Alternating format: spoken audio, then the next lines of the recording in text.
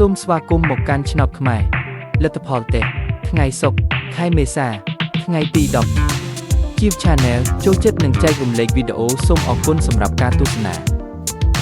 ចំណាំនេះជាវីដេអូសាកល្បងឆ្នោតមិនមែនជាលទ្ធផលផ្លូវការទេសូមទស្សនាជាឯកសារយោងនិងកំសាន្តលទ្ធផលឆ្នោតខ្មែរម៉ោង 8:45 នាទី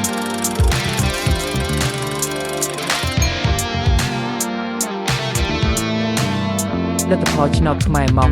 10:35 នាទី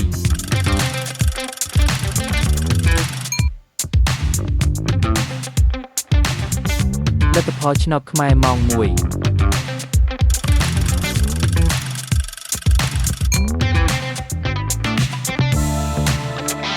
លទ្ធផលឆ្នោតខ្មែរម៉ោង 3:45 នាទី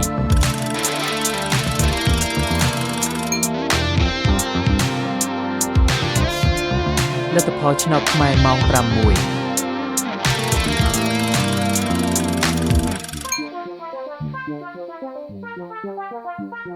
លទ្ធផលឆ្នោតខ្មែរម៉ោង